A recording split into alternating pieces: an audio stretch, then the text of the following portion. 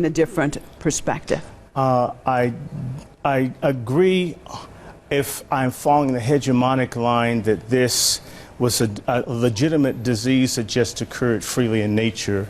But since I do not, frankly, what President Barack Obama should have done is call for cessation of all American NGOs, corporations, not-for-profits doing non-consensual human experimentation in Africa and everywhere else in the world where it goes on. Ebola, I'm holding in my hands a patent that the U.S. government gave for Ebola in 2012. It says it's invented, and it was made in its abstract for experimentation. Governments in Africa were given about $140 million to let experimentation start in January of this year. And now we see people dying from it because it was a disease made to kill, and it's killing. And in reality, this late move, to me, has more to do with creating a panic so people can sell medication as well as kill Africans. This gentleman and I are going to disagree. I'm an African American and quite proud of it. Anglo-Americans have been killing African people for profit and for land for 500 years. This is just another instance, and this is as clear as this government patent, and I dare him to tell me this is a conspiracy theory when they say they made it. When this has the U.S. Department of Health as an assignee to this patent, for someone to say to me that it's a conspiracy theory when they say so. Okay. This isn't a conspiracy theory. Stay with me, Dr. Short. Kill people and make money. Stay with Dr. Short. Crossing over to Washington. Mr. Lane, your take on what our guest, Dr. Short, has just stated. Well, I think he's a little over the top here. No, I'm not over the top. Let's figure out where we are. I know exactly where we are. You deal with the patent, sir. Okay. When the government says they give a patent for it, it's not over the top. Deal with the fact that I laid down. The fact is that it was made. It says it's invented. It has the name of the inventors on the patent. Okay, just check the internet. Let me cross over to Washington. Over the top. This is just being real. Stay with me, Dr. Short. Go ahead, Mr. Lane.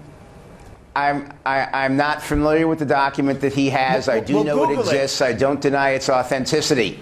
But let's figure out why the government would have a patent on this. It looks to me, in the minimal amount of information I was able to find out about this document, this is a patent on a variant of the original disease. It's certainly well within reason, where when you're doing the research on cures and vaccines and things like that, that you would deal with variants on the disease, and that you would use that as part of your research to find those cures and those vaccines.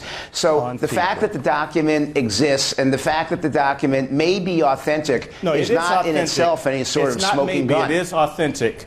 Don't accuse me of lying. This is a government's document. I never accused you, Dr. Short, of lying. Let me just jump in here. Dr. Short, why would the U.S. government want to, according to what you're saying, create such a deadly virus? Why would they want to do that? Why would they have the syphilis experiments?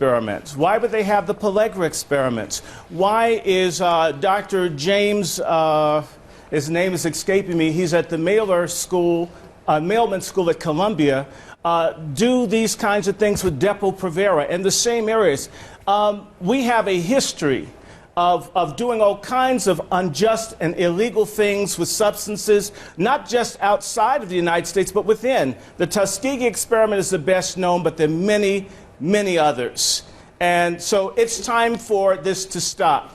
Bill and Melinda Gates, he just put his mouth in this. He's run non-consensual human experimentation that's watched people die in Africa. This is old. They did it to the Native Americans with certain diseases. As a person of part Native American descent, I can't be as clinical and detached as the gentleman in Washington. By the way, that's the land that was stolen from my people by whites using diseases like Ebola.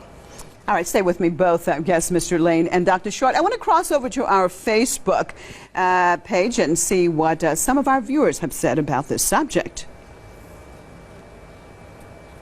Defiantly, the Americans have developed a lab strain to use it as a weapon, and for sure this strain is that very lab strain.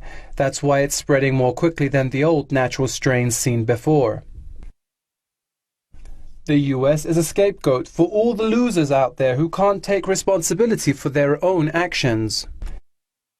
They already have a vaccine and cure for this. That's why they already have a patent on it. AIDS didn't kill fast enough, so they created Ebola.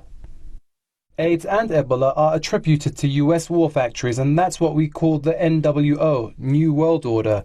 Why do they have to bring soldiers instead of doctors? Is Ebola a terrorist? Let the fools be fooled. This will definitely be an interesting debate. Can't use my guesswork to know whether Ebola is man-made or not. I only want to flip through each evidence provided from each side. All I know is that it is a dangerous infection. Press TV, why can't you make